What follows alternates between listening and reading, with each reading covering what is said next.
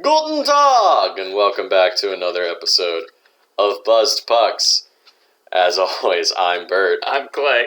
I broke Clay. And this week, we're coming back, and we're actually going to talk about hockey games. Woo! There were actually We're games back. playing. I'm super excited. I'm super excited for the hockey, for them to actually be playing games and us not just speculating and talking about guys who signed contracts. I've watched at least 5 games. I know. I've watched I think it's because we're doing this, I'm just watching any game. That's all in the background. With all the teams that I have to watch over. So before we get into it, Clay, would you like to give us a little beer introduction? This week, we're drinking Mama's Little Yellow Pills by Oscar Blues. Such a funny name. Yeah. They've got some good ones. They got Dale's Pale. Dale's Pale, yeah. And then Old Chub. Old Chub. There's one other one at the store I saw too, but I can't remember what it was. But we're drinking Mama's. But we're drinking Mama's today.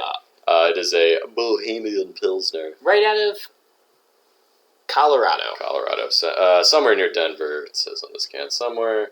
But they also apparently brew in Texas and North Carolina. Oh, yes. So, well, we're gonna talk about Longmont, Colorado. So, yeah, let's pop these babies open and let's get into these games. And boom goes the dynamite. That's yummy. One of these times we're going to get a beer that neither one of us has had before, and we're going to drink it and we'll be like, wow, that's gross. And we're just going to have to choke it down through the whole episode. We got to get, like, the maltiest stout. We just have to, like, actually get an IPA. And then you'll like it, and I'll hate it. Yeah, I mean, that was the plan. So, but you like all beer, so that doesn't work, like, in contrast. You know? I think it does. All right, so what we're going to do is we're just going to go through each division. We're going to give you just a little overview of how the teams did this week. We're going to be doing from Monday to Sunday. That's the week that we're going to cover. So the season actually started on Tuesday this week, so no Monday games. We record on Mondays. Yeah, we will do our best to keep up with that, and we're going to release on Tuesdays. That is our overarching plan. I'm sure that'll get fucked up at some point. Probably like next week. The holidays are coming up, so it's definitely it's definitely going to happen. But we will do our best to stay as consistent as possible. So, would you like me to start, or would you go like for to it? Start? All right, let's start with the Metro. And again, Metro. I'm just going to go in alphabetical order, like I did for the previews. Whoops, I fucked my mic up there for a second. So let's start with Carolina. Carolina went 2-0 this week. So they started off 2-0. Their power play was 2 for 9 in those 2 games, and they were 7 for 7 on their penalty kill. Pretty impressive. That's impressive. Not one power play goal. Although their leading scorer is Svechnikov with 3 goals and an assist, 4 points total. Freddie Anderson started both games for them. He obviously was 2-0, 250 goals against average, and a 926 save percentage. So he played pretty well in those first 2 games. Not bad at all for freddie. I think he's going to want to shut some people up that are like, oh God, why did Carolina sign Freddie Anderson? He's so old. I think it's more that he's injury prone. And people are like, why? Well, him and Antti Ranta are both injury prone. Well, if I can recall correctly, a lot of those injuries were concussions. I think so. I think there was a groin injury in there too. But, I think that was more of the question. I think Freddie Anderson can still play, certainly. But, can he keep healthy the entire season? Right. Moving on to Columbus. They're actually surprisingly 2-0 as well, but won both of their games. Their power play, they only got 3 power plays in the first 2 games, but they were 2 for 3 on that power play and 4 for 5 on penalty kill for a nice 80% penalty kill. Very nice. Pretty good. I do want to point out, we're not going to go over every score of every game, but boy, did they shitstomp the Arizona Coyotes in the first game. 8-2. Well, wasn't that the Memorial game? It was. So they were probably feeding off the memorial for Kerlivnix. I apologize for not pronouncing his name correctly, but the goalie that unfortunately passed away over the summer. In July. So that was the memorial game for him, and they beat the absolute shit out of the Arizona Coyotes. And I think most teams are going to beat the absolute shit out of the Arizona Coyotes this year. I saw an article today that was talking about like bottom feeder teams already, and they mentioned the Coyotes, and they were like, the Coyotes just don't have any players at all. So, real nice about that. And hey, not Ty Domi, his son, Max Domi, is actually the leading point scorer. A goal, 3 assists for him. Actually tied with him is Oliver Bjorkstrand with 2 goals and 2 assists. Mears Linkens started both games 2-0, 147 goals against average and a 948 save percentage. He's played very well in the first 2 games there. I feel like he's the starter. If they're going to start him in both the first 2 games, they have Korpisalo too, but he might just be adapted. Yeah. You play the hot hand sometimes. Yeah, that's true as well. Moving on to New Jersey, they only played 1 game this week. They were 1-0, 0 for 2 on the power play, 3 for 5 on the penalty kill. Jack Hughes scored 2 of their 4 goals, including the overtime winner. And if you haven't seen a highlight of that goal, it was pretty impressive. Yeah. He deked around a bunch of guys. This was against Chicago. Made Chicago look like idiots. Yep. And just dunked the goal in overtime. Jonathan Bernier, I guess, is starting. Is 1-0, 295 goals against, and 889 save percentage. Not fantastic numbers, but they won. Got the win. Moving on to the New York Islanders. The Islanders, shockingly, are 0-2 to start the season off. Now, with all of these records we're going to go over, especially in this first week, I would not say that these are indicative of how the rest of the season is going to go. Looking at you, Buffalo. Yeah, we'll get to Buffalo in a second, but definitely looking at you, Buffalo. But looking at you, kind of Columbus, too. Yeah. But, the Islanders, 0-2 to start the season. 1 for 7 on the power play, 4 for 6 on the penalty kill. Kyle Palmieri is their leading scorer at the moment with only 2 assists. And Ilya Sorokin is 0-2 with a 509 goals against, 509, and an 855 save percentage. Pretty bad. Yeah, he started both games. I kind of question why he started both games, but I'm not the coach. So, moving on to the Rangers, they are 1-1-1 in the 3 games they played this week. 1-1, lost 1, and lost 1 in overtime. Fun. They were 2 for 13 on the power play this week. Solid 15%. I'm hoping that goes up for them because they got 13 power play goals. They probably could have won that overtime game if they had scored a power play goal. Yeah. And they were 7-11 on the penalty kill. Their leading scorer at the moment is Kreider with 3 assists.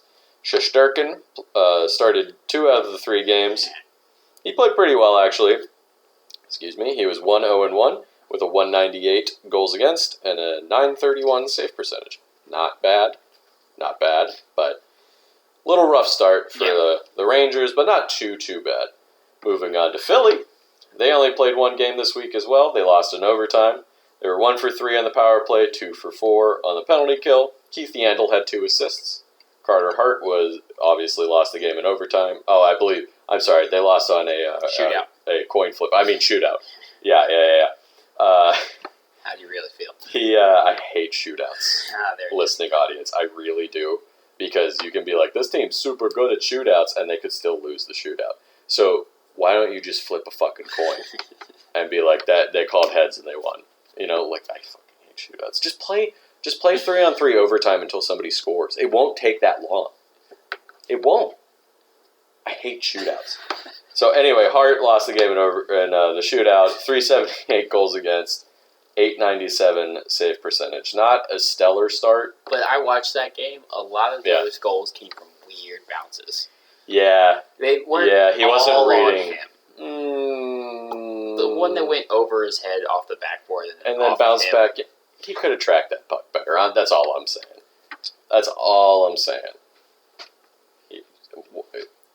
Find the puck. Goalie. It was immediate ricochet. I don't care. But anyway, not a stellar start for what I'm sure a lot of people, including Hart, were hoping was going to be a bounce back season, but it's only one game. Yep. So there's 81 more games to go. So That's a lot of games. it is a lot of games. So we moved to Pittsburgh. Pittsburgh was 2-0-1 on the week. They could have been 3-0. They blew a 2-goal lead in that overtime loss, which was really frustrating to watch. Actually, a few teams did that. There was a few games this week where the goalie got, actually in the Philly game too, where the Philly was losing by 2, and they pulled their goalie and tied the game. Attacker. Yeah, they were losing 4-2. They pulled the goalie for the extra attacker and tied the game. So, and then Pittsburgh and Florida, that happened too. Pittsburgh was up 4-2. Florida pulled the goalie. Oh, actually, no. I think Florida just straight up tied the game. I don't think they even pulled the goalie. But either way. Came back. There was another team that did that too. It happened on the same night. It was Tampa. Was it Tampa? Oh, you're right. It was Tampa. Detroit, yeah. So anyway, back to Pittsburgh. 2-0-1 on the week. They were 2 for 12 on their power play. Not great. But they were 9 for 10 on the penalty kill. Clay just flying a pen across the room for no reason. Bitchy.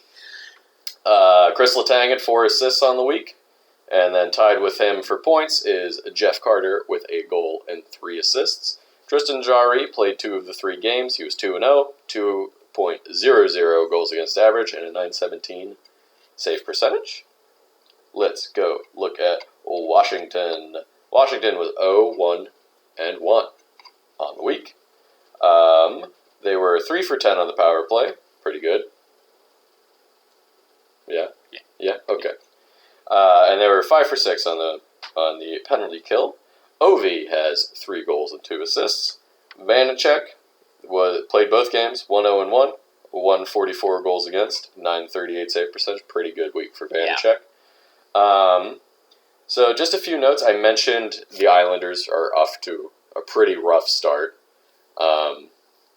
Losing, they got outscored in their 2 games by a combined total of 11-4. That's pretty shocking for a team that touts one of the better defenses in the league. There's some good news for the Islanders, though, is that they re-signed Ryan Pulock for 8 years, $6.15 million per year. Gotcha. So that's a long time, but they did re-sign Pelech earlier in the offseason as well.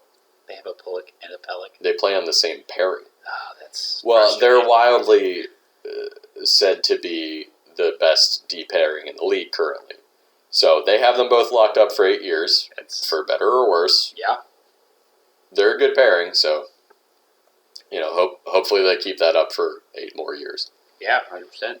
I believe they both signed for 8 years. Just looking at some other things I wanted to mention. Oh, Pittsburgh's second win on the week came over Chicago. They beat Chicago 5-2, but in that game, with that win, Mike Sullivan, the head coach of the Pittsburgh Penguins, became the most winningest head coach in Penguins history now. Good for him. Yeah, I believe he overtook that spot from Dan Bilesma, who some in Pittsburgh might argue held the Penguins back from winning more championships than they did with his boneheaded moves. But he was mid-2000s? Late 2000s? Yes. The weird thing is that Bilesma got the job when Michel Therrien got fired in 2009 after they went to their first Stanley Cup in 2008 and lost to Detroit.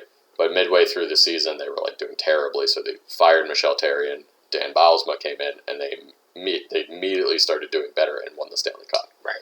So that obviously got Bilesma a lot of leeway. Yeah, to work with. So they did have some pretty good seasons, but they would always fizzle out in the playoffs or get shamed by Boston. And so then eventually Dan Bilesma left. The Penguins hired another coach, and then that guy got fired halfway through the season. Mike Sullivan got... Didn't that guy come from Buffalo? No, Dan Bilesma went to Buffalo. Gotcha, That's what you're thinking. Gotcha. But Sullivan took over the job midway through the season, and they won 2 championships in a row. So eventually the Penguins are going to fire Sullivan halfway through the season and then win another Stanley Cup. Yes, that's just based off of how this works for Pittsburgh. I want to talk about the Rangers-Washington game, which was the first game of the season for either one of those teams. And it was kind of hyped up because, the whole Tom Wilson thing and the whole, brawl towards the end of the year last year between the two teams. And, this game was just kind of like a wet fart noise. Now, I don't know what New York was trying to do, but Washington just beat the shit out of them. Washington won 5-1. It was just kind of Washington was in control of that game from the beginning. There was some scuffles, but nothing serious, nothing really interesting. So yeah, that overhyped game turned into nothing. So, but something did happen in that game that's pretty important for anybody that has been watching hockey since the early 2000s. Ovechkin scored 2 goals in that game to go to take over 5th all-time in goal scoring. He overtook Marcel Dion for 5th all-time, and now I believe he is only behind, obviously, Gretzky, Yager, Howe, and, I just had it, Brett Hall. Yeah. Brett Hall. And I think I was looking at it before, if he scores 37 goals this year, he'll be in 4th.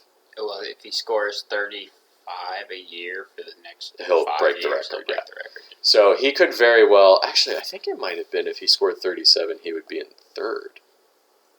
Let me look that up really quick. I'll look that up in a second. I think it was that, though. But anyway, he is in 5th all-time now.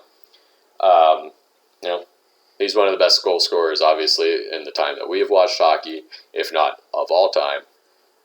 Just a pure goal scorer, and obviously, definite future Hall of Famer. Fun to watch. Fun to watch. Fun guy to watch. And I'm sure 31 other teams wish that he was on their team. But I'll let you take it from here. All right. So I didn't go as in-depth as Bert. We're still feeling out how these episodes are going to look and I'm also a slacker. Well, there's that too. Yeah. I'm going to go actually down the order of the standings right That's now. fine. So we're going to start with the Atlantic. I would say, obviously, don't take stock in what these standings are right now. Not to you. Just to listeners in general. But I figured further into the season, a month or 2 months into the season, maybe we can start looking at the standings and giving a report on who's where in the standings, how many points out they are, blah, blah, blah, blah, blah.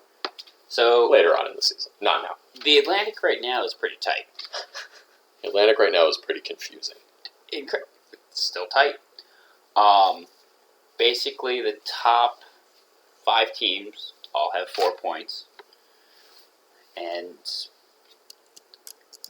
a bunch of other teams who don't have 4 points haven't played enough games to get to 4 points. Except for Montreal. Well, we got to beat up on somebody. So, starting off, we're going to go with Toronto. They are 2-1. William Nylander is their highest scorer with 4 points, 2 goals, and 2 assists. Really? Yes. William Nylander, wow. Oh, yes. That's right. Matthews didn't play this week. Forgot about that. That's why I'm saying Nylander, because it's surprising. Okay. So I looked it up while Clay was talking.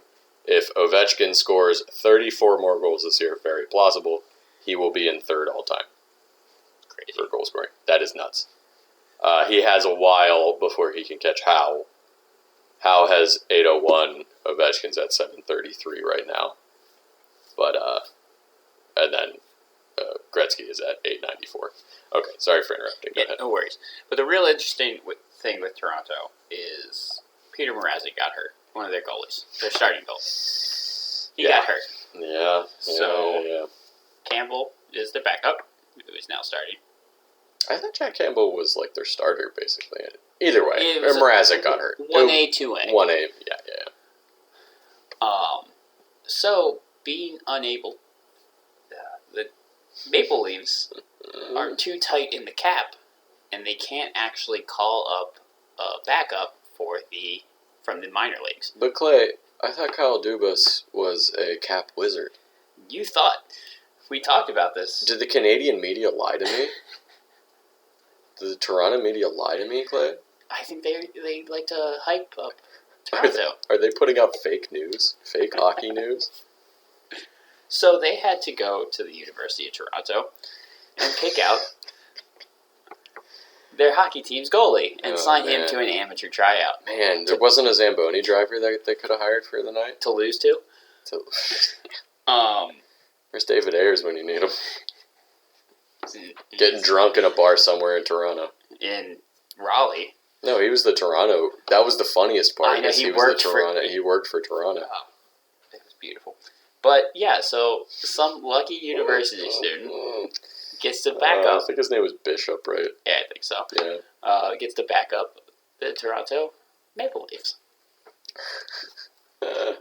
Well, I believe now whatever certain time has passed, and they can do an emergency call up, which I think circumvents the cap by rule. I think that is for goalies specifically. It's only for goalies. Or it is to make sure that you can field a full team, I think. And but that's so funny. Oh, it's beautiful. There was so many tweets like, what? They don't have enough cap space to call up a goalie? You mean you have 41% of your cap locked into 3 players? Well, I think the thing is Mrazek isn't seriously hurt enough to go on IR, which would alleviate that cap space, but oh man, that's funny. That's so funny. Sorry, any Toronto fans there, but like your team has questionable management. You should know that. All right, so next up is Ottawa. They are also 2-1. Unbelievable. Truly. They beat Dallas last night. They beat Toronto and then lost to Toronto. So they still took a game from Toronto. Exactly. Chris Tierney has 3 goals. He is tied. He's one of the ones with 3 points on that team, but he's got 3 goals. The biggest news out of Ottawa is that they signed Brady Tkachuk. Finally.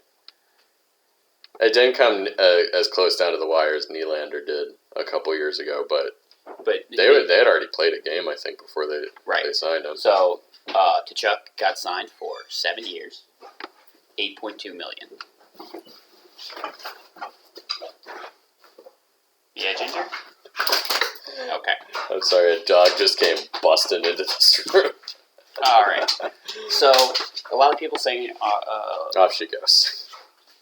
8 is an overpay for Tkachuk.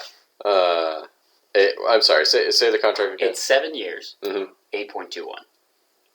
Yeah. He's got to turn into a dynamic goal scorer or a really good two-way player for that to make any sort of sense. That's true. He was immediately named their captain.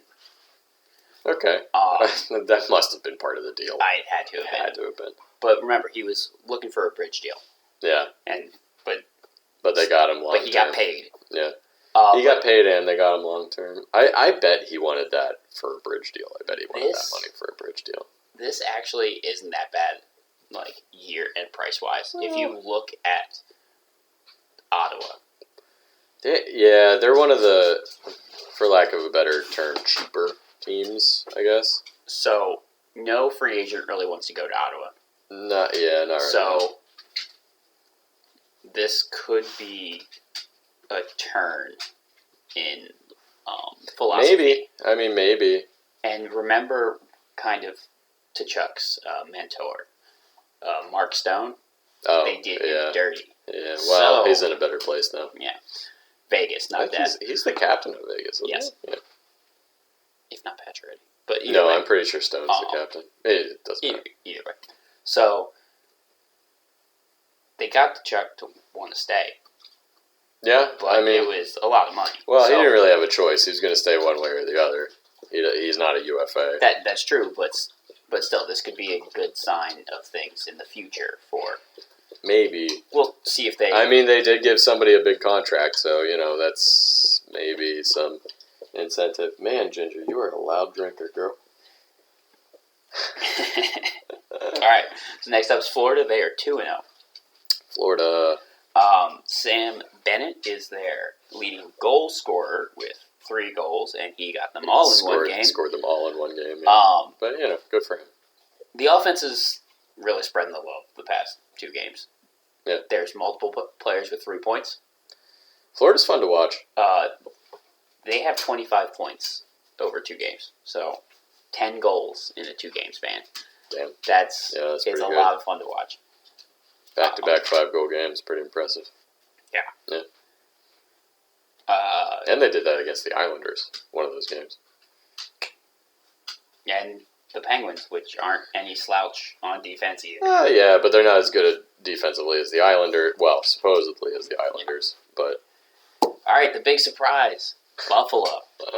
2-0. So when I said don't think that this first week... Honestly, this first month is indicative of how things are going to shake out at the end of the year. Because don't think that Buffalo's going to make the playoffs. They're fucking not. Cody Eakin has a goal and an assist. He's tied for one of the highest goal scorers. They're 2-0. So, their leading goal scorer, or their leading scorer, has 2 points. And the difference is... Bless you, Ginger. Florida has 10 goals in 2 games. Buffalo has 6. Yeah, it's reasonable, not that big of a difference, but... It's more reasonable, but it's a huge gap. Tampa is 2-1. Yeah. They lost to Pittsburgh in the first game of the season. Pittsburgh handled them in that first game, too. But with Tampa, both wins have been in overtime and a comeback. That is something to they look gotta at. not do that. That's not something they're going to want to continue. They are getting themselves behind early. Well, one of the games they ended up winning 2-1 in overtime, so that's not as bad. But that you want to talk about that Detroit game? Yeah, we'll talk about the Detroit game. That was a 7-6 goal fest. Crazy. That had a lot of fireworks, not goal scoring as well. So with that one player from Detroit got tossed after he was boarded, and then responded by punching his Dylan Larkin boarder in the face. I mean, he shouldn't have done that. He should. He kind of donkey punched him, cheap shot at him. Tossed, but I understand what he did. But he also got boarded, and last season he was not suspended. He was injured with a neck injury that again took him out for the season, and then first game back immediately gets boarded. Yeah. NHL, fucking goddamn it. And then he got suspended for a game. And Joseph, who boarded him, got nothing. He didn't even get fined. The NHL doesn't make any sense with their fucking playing discipline. It's great. It's like, you punched that guy? 1 game suspension. He deserves a suspension, but I'm not saying he didn't. Joseph also probably should have been suspended for a game. At least fined. At least gotten a fine. Stamkos has 7 points. He's coming back. Yeah, and most of those were in that one game, I'm sure. Yes, 7 points. I believe he got 2 points in the Washington.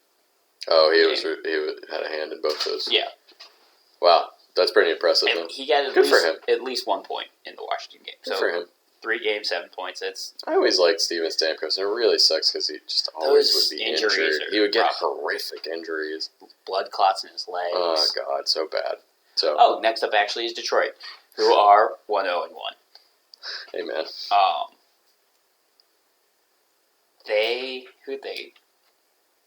I was talking about the Tampa game. They were up. They had a 3-goal lead twice in that game. Don't like blowing those kinds of games. No. Tyler Bertuzzi had 4 goals that game. And he leads the team with 5 points. Holy shit, he had 4 goals that game? Yes, he did. God damn, that's really good. Too bad they lost that game. And then really puts a stain on that 4-goal performance. And then Larkin got suspended from that. That was something. That sucker punch that he delivered. Yeah, after he got shoved neck first into the boards. Joseph wasn't looking at him. I will say it is a sucker punch. No, I'm not defending the sucker punch, but I'm just saying, there was nothing done to Joseph about it. No, it was crazy. And Larkin is injured as well. Not enough to go to the IR, but he is I wonder how he got injured. Yeah, right.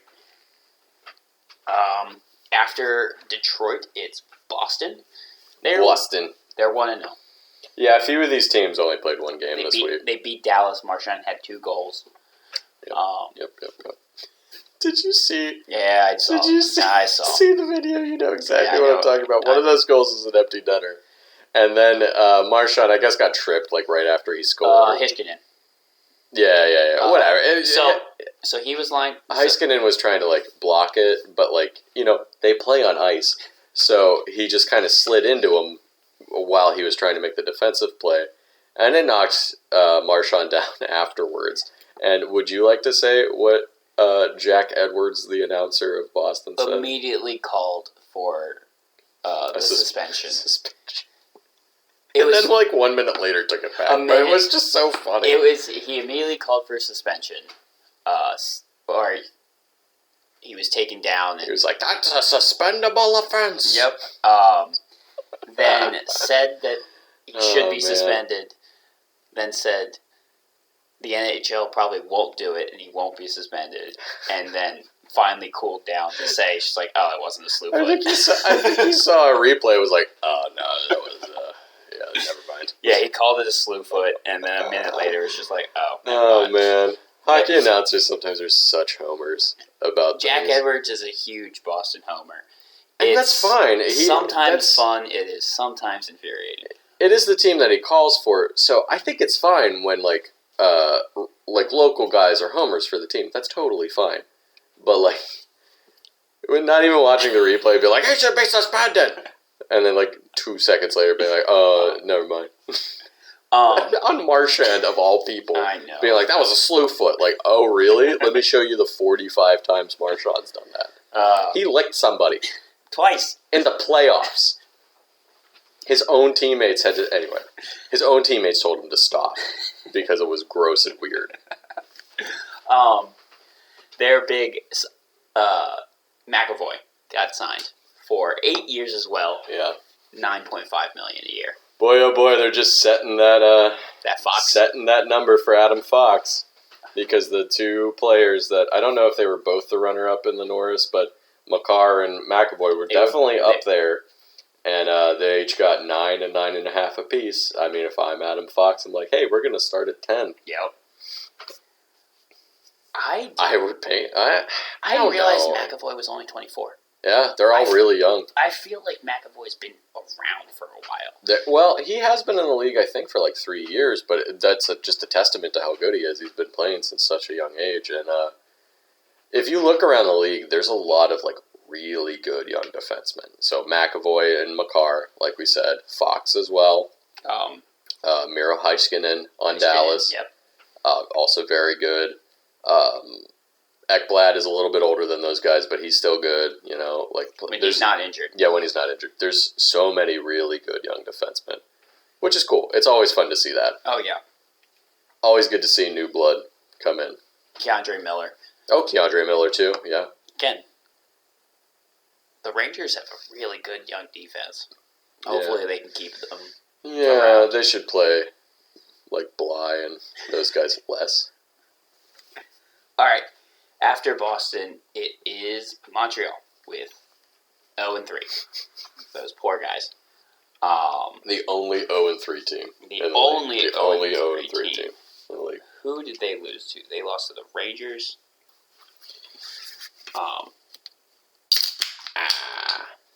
That's the good stuff. Burr. They lost to the Rangers. They lost to Toronto. And they lost to everybody that they played. Yeah, everybody they played. Montreal. Yeah. They're in trouble with that price. And Weber. And Byron. They've lost a lot of. Yeah. They lost a lot of guys defensively. Yeah.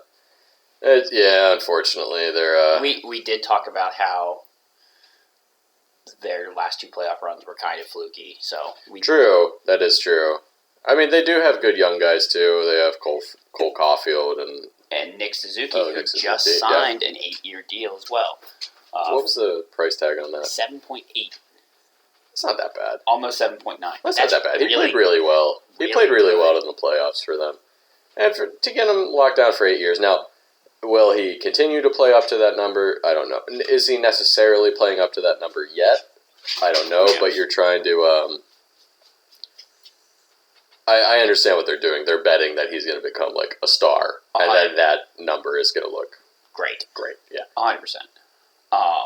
Jonathan Joran has the 2 goals.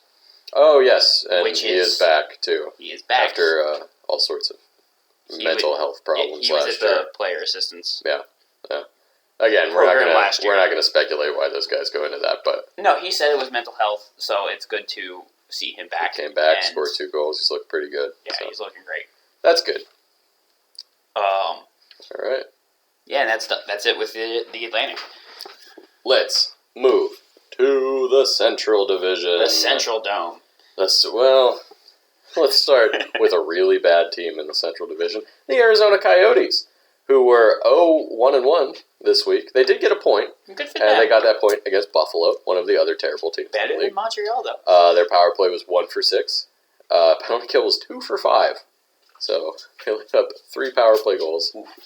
Johan Larsson is their leading point scorer with 2 assists. Sorry, I'm laughing at Ginger, who's just like running around being a goofy old dog. Both of their goalies played this week. Carter Hutton started 1 game. He went 0. Obviously, he lost that game. He let up 8 goals in that game. They lost to Columbus first game of the season. Like I mentioned before, 8-2. I wonder why Buffalo didn't keep him. Arizona also was like not really playing well in front of him either. But his goals against average is 8.04. His save percentage is .692. Really bad. Melka, who is their backup, played the second game. Actually, he played pretty well in that game. They did lose in a shootout. He only gave up 1 goal, so his goals against is .092, and his save percentage is .970. So he actually played pretty well. Now, granted, it was against Buffalo, but, yeah, not bad. So, moving past Arizona, let's go to Chicago, who is 0-2-1 this season. Oh, I didn't tally up their power plays. They were 4 for 11 on the power play, and they were perfect on the penalty kill.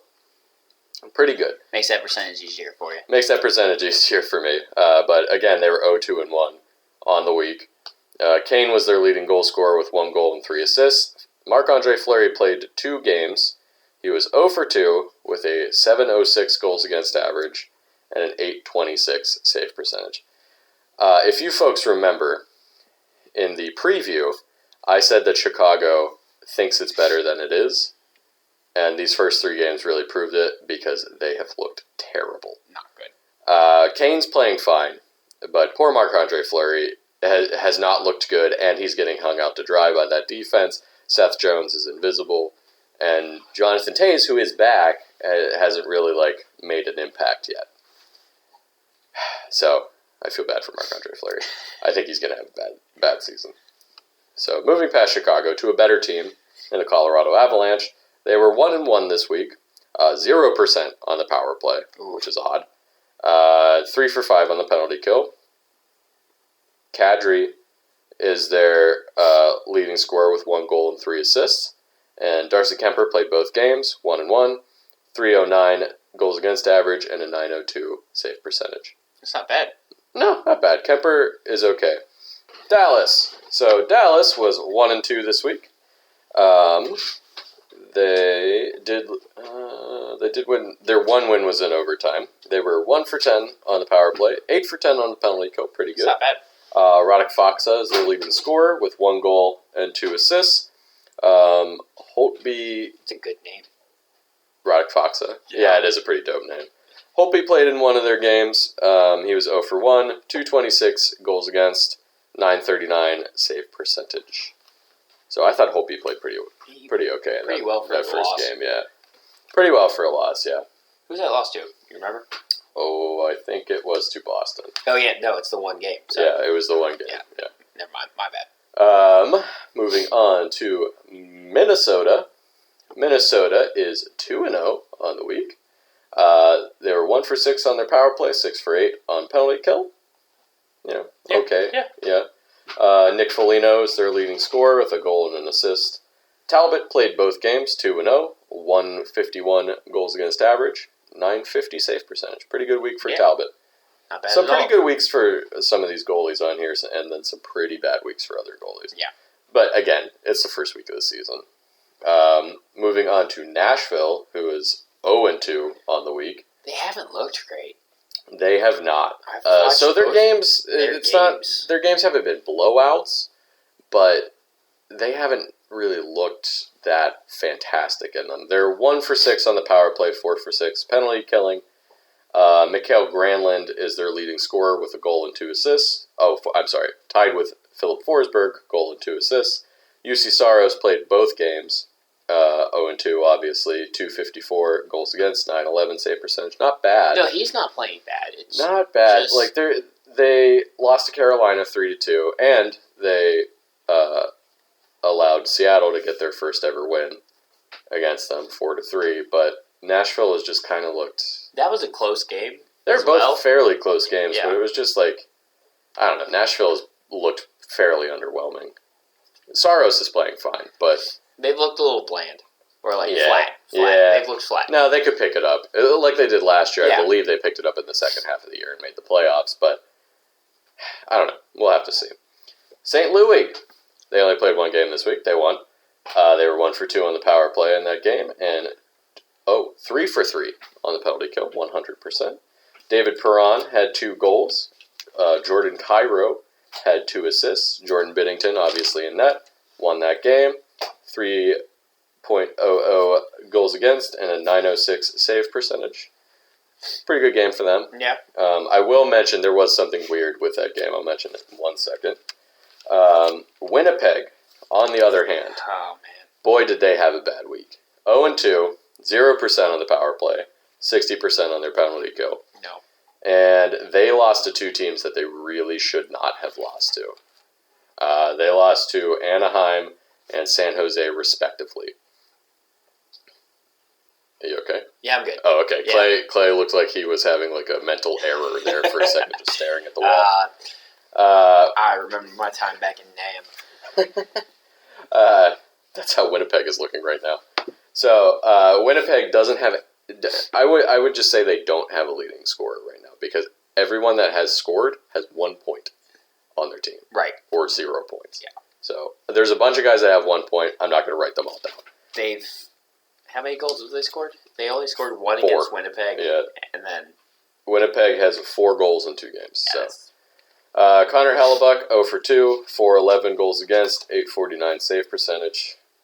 Not a great week for Hellebuck, not a I great agree. week for Winnipeg. But again, it's the first week.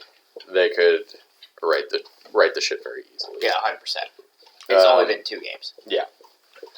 So going off of some notes for this division, in the Colorado game against Chicago, the first game of the season for both of those teams, Gabriel Landeskog, I forgot about this. boy, did For a he... split second, I forgot He about boarded Kirby Doc. It was like a pretty egregious it. It was completely... boarding, too. outrageous. Thankfully, Kirby Doc is fine. He is not hurt. I don't know how.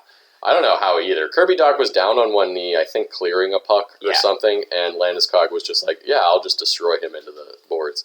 They were already winning. It was like, there was like 3 minutes left in the game. I watched this entire game. There was 3 minutes left in the game, and Colorado's winning by 2. Like, they had it in hand. Like, the game was over. And he just did that. He just And crashed it was just like, what the fuck are you doing? Like, a guy down on one knee, not looking at anybody. And Landeskog went down on one knee, too, to crush him into the board. Yep. So, anyway, the NHL did not like that. Neither did anybody It was else. the first game of the season. First game of the season, and then he was suspended for the next 2. Yep. So, So this is his 3rd suspension. He's suspended for 1 more game still. He's developed a reputation. Yeah, As Landeskog. Well, the He's a thing captain is, too. yeah, he's their captain too. The thing is like Landeskog, you could put into that power forward. Yeah, 100%. Persona. Yeah. Like And- Hornquist. Yeah, but like those guys will always kind of have semi-questionable plays. Like Hornquist has a lot of plays around goalies that are like, is he bumping the goalie, doing stuff like that? But he's never really done, I mean, maybe I'm wrong, but he's never done anything egregiously dirty. But guys like Landeskog and like Tom Wilson, they do dumb shit all the time. Dumb shit all the time. Where they they board people and or high stick people or like elbow people in the face, and it's just like. And Landeskog's done both. Yeah, so he's up there. First suspension was a boarding, and I believe his second one was for a open ice elbow on Marchand. Yeah. Poor Marchand. I know, it couldn't happen to a better guy. But yeah, so Landeskog is still suspended for one more game, since they played a game already. So speaking of that St. Louis game, Colorado actually only played with 19 skaters in that game. Because of suspensions and injuries and COVID stuff, they couldn't field a full 20 skaters, so they were down a man for that entire game. Huh. So that might explain why they lost that game. But, I mean, St. Louis is a good team, too, so I'm not taking anything away from St. Louis winning that game. I think it's more on St. Louis being a better team than just being down a guy. St. Louis could have won that game anyway, but, it was interesting that they only had 19 skaters to go in that game. I'll mention that. Nashville did sign Matthias Ekholm to a 4-year, $6.25 million per year deal. Ekholm is a defenseman, pretty important defenseman on Nashville. So 4 years, pretty reasonable, pretty reasonable price tag, especially since they traded off Ryan Ellis this past offseason. So yeah, I think that makes sense for them. I wanted to mention one thing that I noticed with Chicago. Chicago has a weird obsession with getting brothers to play together. So they traded for Seth Jones, then they traded for Caleb Jones, his brother. Yep. So they have Kirby Dach, and then they drafted Colton Dach, who is Kirby Dach's little brother, in this past draft. You can't recreate the Sedins. But it's just kind of weird that they're doing that. I mean, the Fleury brothers are playing for Seattle. I know, they both got drafted by Seattle. But I just thought it was funny because it made me think, what if those guys hated their brother? What if you traded for Seth Jones and he was like, don't trade, you traded for Caleb? Oh, fuck me. That guy sucks. He's such a dick. No one would know. All he wants to do is talk about cars. I don't care about cars. Our mom makes us hang out. I don't talk to him. How funny would that be if one of them hated the other one? I know I have no information or evidence to say that is true, but I just thought it would be funny. I've never seen the two Subbans together. I forgot Malcolm Subban is PK Subban's younger brother. But I just had that thought when I was watching the what game was it? I was watching one of the Chicago games, and I was like, didn't they draft Doc's brother too? And I looked it up. I was like, they did. That's so weird. Anyway. I know that the Chucks like each other, though. They do, but at least they play for different teams. Yeah. I'm just going to run down the quick injury reserved players, of note anyway, from my two divisions. Valery Nichushkin from Colorado is on the IR. So is Pavel Francouz. That's not great. He's actually on long-term IR. So that is that goalie who didn't play at all last year because of injuries, and now he's on LTIR again. So that sucks for him, It sucks for all of these players. Capo Caco was also placed on IR. I couldn't find a reason. I couldn't find an injury as to why he was put on IR, but that was yesterday. Yeah, it happened just yesterday or this morning. Brian Rust was also placed on IR. All I know is that one is a lower body injury. And then Max Domi was also placed on IR. Poor guy. Sucks. He has a fractured rib or something. Quick recovery to all of those guys. I forgot to bring up Matt Murray for Ottawa. Got sent on. Yes, Matt Murray is on IR. I don't think he even played yet this year. Right? No, he hasn't. Yeah. All right. All right. Next to the Pacific. The Pacific. Which has not played as many games, I will say, right off the bat. At the top of the division is Edmonton. They are 2-0. They beat Vancouver in a shootout, and then they kicked Tar out of someone else. Shoot, I just had it. That's okay. Calgary. They won the Battle of Alberta. I think, didn't McDavid have a hat trick in that game? Well, he's got 5 points. Yeah, I think he had a hat trick in the He's got 5 Calgary points, game. and Draisaitl has 4 assists. Well, that's good. Hopefully they just do that every game, and they don't have to rely on their defense depth. No. Or they'll lose. So yeah, Vancouver in a shootout. beat Calgary 5-2. Got really nothing else. Yeah. Seattle is next in. Woo! They are 1-1-1. It's pretty good for an expansion team, honestly. And actually, so are the Canucks. Also 1-1-1. Oh yeah, they are. Brandon Tanev is their leading points and goal scorer. That's crazy. He's not like a big scorer. That's really funny. No, not at all. He's got 3 goals, and that's why he's there. Yeah, good for him. Point It's scorer. just really funny. There was one incident in their first game against Vegas, where Chandler Stevenson kicked a goal in, and that ended up being a winning goal. Yeah, it was close. It looked like a kick to me. It looked like a kick to me too, but everything looks worse in slow-mo. slow-mo. Everything looks clearer in slow-mo too, you know? But in high speed, it's a flare-out. But it's funny because Ottawa actually scored a kicking, what I feel should have been a kicking goal against Montreal, but they beat them. So 2 of those same goals in 2 days is kind of crazy. Weird. So in case you didn't know, you're not allowed to just kick a puck into the net. It is allowed to deflect off of your foot. And you can intentionally direct it. Yes, but you can't. There can't be a clear kicking motion. And it looked like with Steven said it was There, a kicking motion. There was a pretty, I would say, clear kicking motion. I agree. And that was their one loss. Well, regulation loss. But other than that, they've looked pretty good. They've looked fun. They beat Nashville.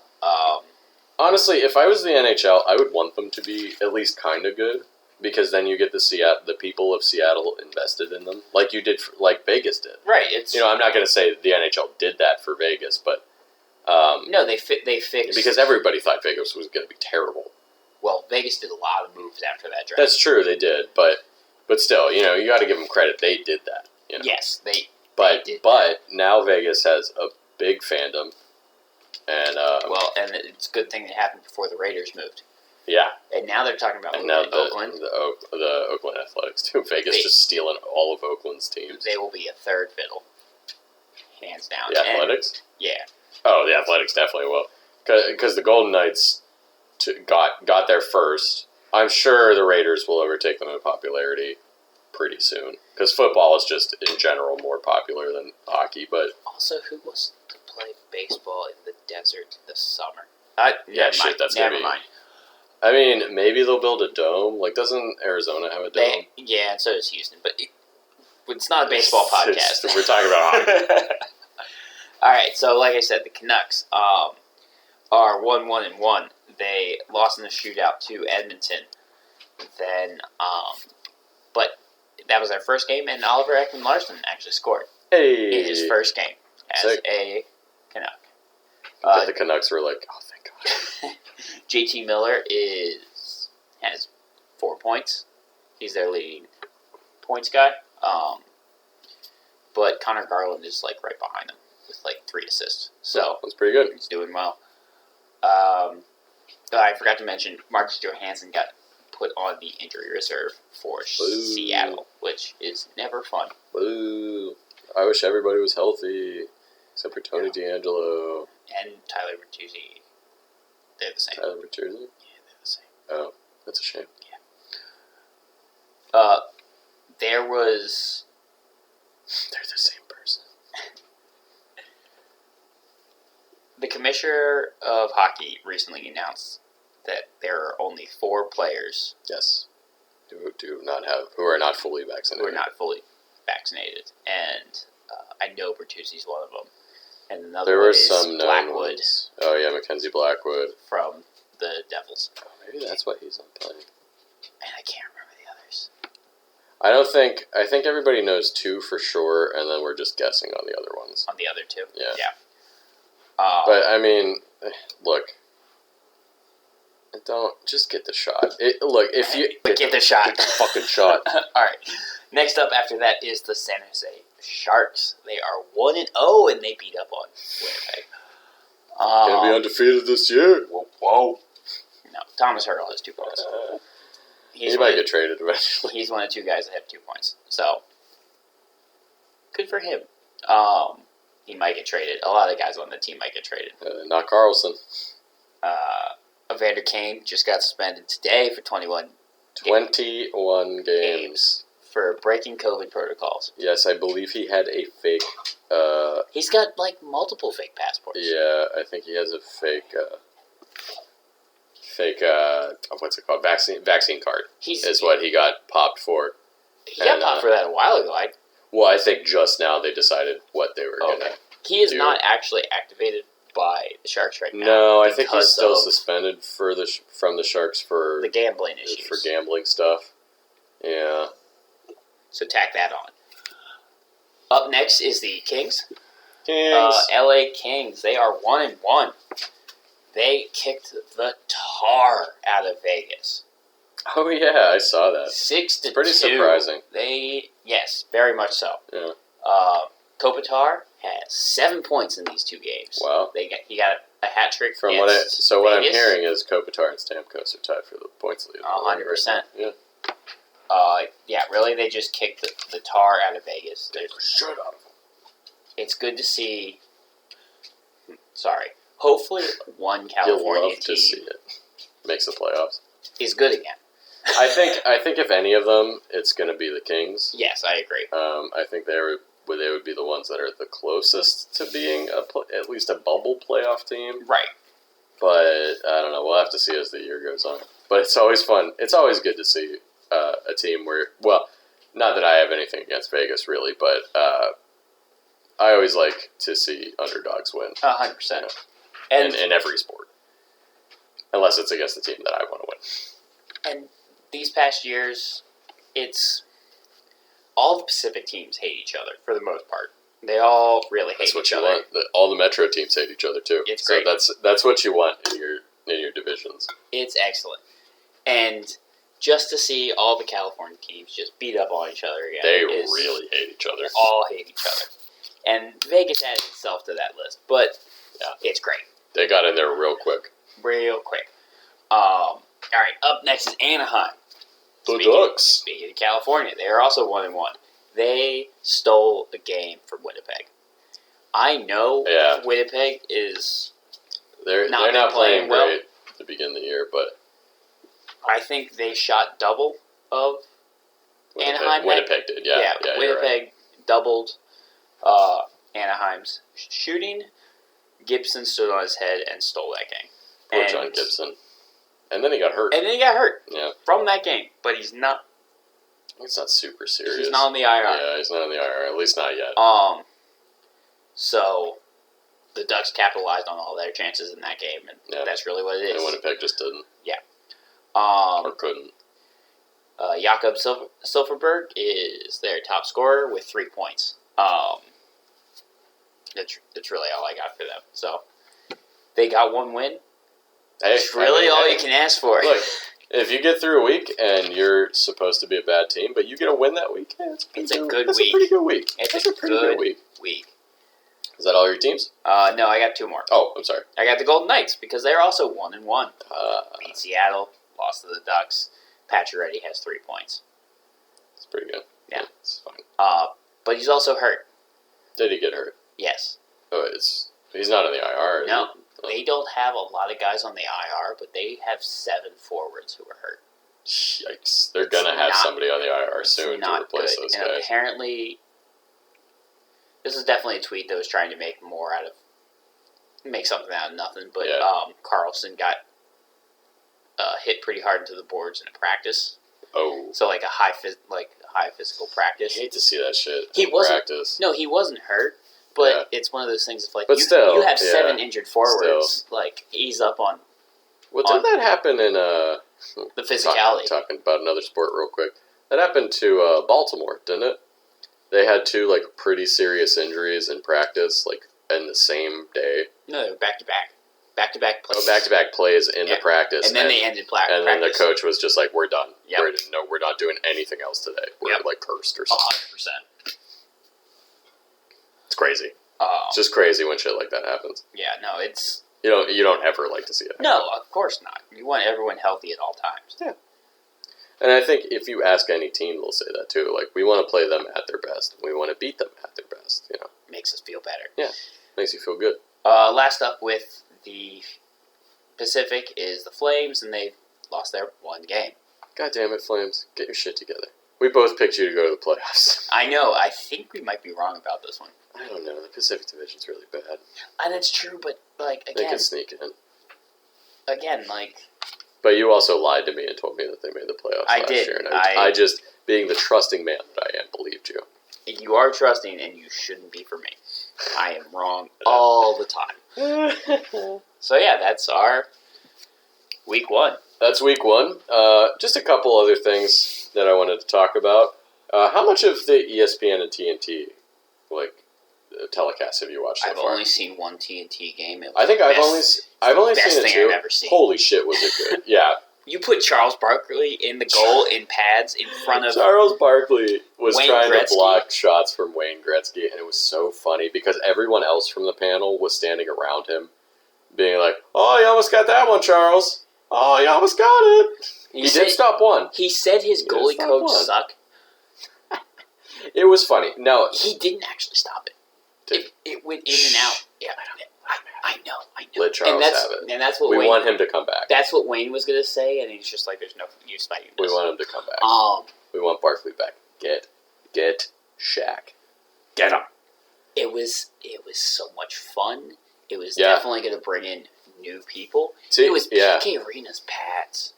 Was it really? Yes. Oh, they that's crazy. said that. I didn't know that. No, I missed that part. Yeah. Oh my god. So I agree with everything that you said. TNT's broadcast of the game was really fun. Their intermission reports were at the I think I texted you about this too. Yeah. I mean, it was a panel, but they were having more fun. 100%. It wasn't just the dry analytical dinosaur bullshit that the NBC broadcasts were with fucking Keith Jones and Mike Milbury. I do want to say, TNT had their power play time on the ice. That was awesome. Oh yeah, that was awesome. Really cool. That was really cool. It was so helpful. I was just like, ooh, look at that graphic. So I really liked it. I thought ESPN was fine. Yeah, it was fine. It wasn't bad at all. I think both of them are leagues better than what NBC and NBCSN was doing. No offense, NBC, but offense. But what TNT especially was doing is they were making it fun, which is something the NHL desperately needs. The NHL is a great sport. It's a very fun sport to watch, especially in person, but on TV too. It's a very dramatic game. It's just fun. We like hockey. But the in between periods shit, I always muted because it's boring. Who cares? I did.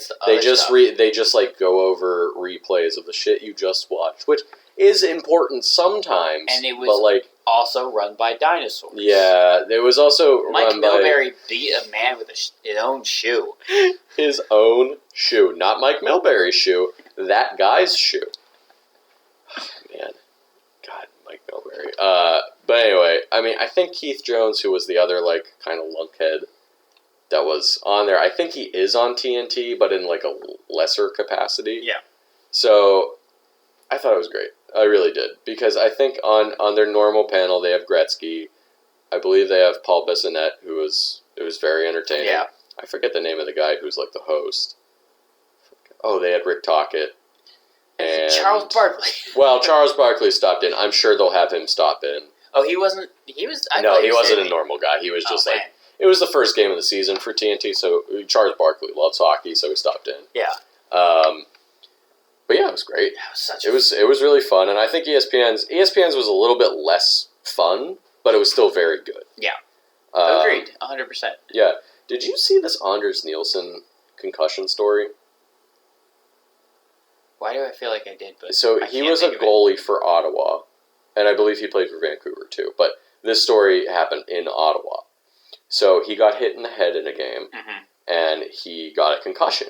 Okay. So, but the team told him because he didn't have a headache, he didn't have a concussion and couldn't see the doctor. Oh, no. They told him he could not see the doctor. Oh, that's not good. So he was like, okay. And then he went back out on the ice and got hit in the head again, and his career ended. That night. So that's not what you want. That's really fucked up. Like, if a guy wants to see the doctor, let him see the fucking doctor. I mean, that might be on that could Robin be Leonard's Oh, yeah, that could talk be as well. Yeah. And were they teammates? I don't think so. Because he told his own story about Ottawa with his ankle, so... I could be wrong, but I don't think that they were teammates in Ottawa. I think Nielsen came after Leonard's time there. But I could be incorrect about that. But in either direction, that's horrible. That's... Just let the guy see the doctor. I did not see this story. Yeah, I haven't seen like a real in-depth story about it. I've just seen some tweets about it. But like, I did tweets from Anders Nielsen himself. Anders Nielsen. For people who don't know, the NHL has the same concussion problem that the NFL is trying to cover up. So, so it's been fun. Yeah, they like to pretend like it's not a thing. Yeah. But good for I think good for players that come out and are like, something needs to be done about this. Yeah. Like I applaud Robin Leonard for coming out and being like, some of the things these teams are doing is fucked up. 100%. And so the last funny thing I wanted to mention is Gary Bettman took a slight jab at ESPN, and he said he hopes they're as good as at promoting the NHL as they were freezing out the NHL when they broke off. I did see that. That was funny. TV contracts with them. It's pretty funny, but I hope he's right. I mean, Charles Barkley said y'all were on the Outdoor Network, and they were. I didn't get that, and I was rich. So it was the Outdoor Network, then it was Versus, and then that turned into ESPN or NBC. Sorry, I burped. NBCSN. So it was all the same channel, but it was like kept changing, and it was 100%. Just like, it was terrible. So I hope Gary Bettman is right. That is really funny that he said that, though. So yeah, I think that is week 1. I'm just happy to watch games. I'm so happy hockey's back. I'm so happy to just watch games. I'm gonna go home and listen and edit to this and watch a game. So, it's been great. Missing hockey to do this. Oh yeah, yeah. I mean, you said to me the other day, you're like, I'm just so excited to just record because we just get to talk about hockey. We get to talk about hockey. And we get to talk about games now. So yeah. Hey, if you guys are enjoying us. Enjoying this podcast with us, give us a subscribe on wherever you're listening to. Give us a review on wherever you're listening to. Share us with your mom. Share us with your dad. Share us with your kids because we're talking about hockey out here. Maybe not kids. We use fuck way too many times. Well, if they're of age. If they're in high school, I think they could probably listen to this. Make your own decision.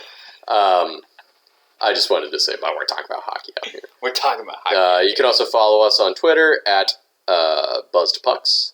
It's just at Buzzed Pucks, where we, post it with the episodes when they get up. I'm hoping that if we can get like a small contingent of people to follow us on Twitter, we can start taking jabs at actual NHL teams. We can still do that now. And just like try to, I guess, with our one follower, be like, "Hey, fuck you, Carolina Hurricanes," and we'll be like, "Who are you?" I ain't taking on Carolina's 12-year-old social media.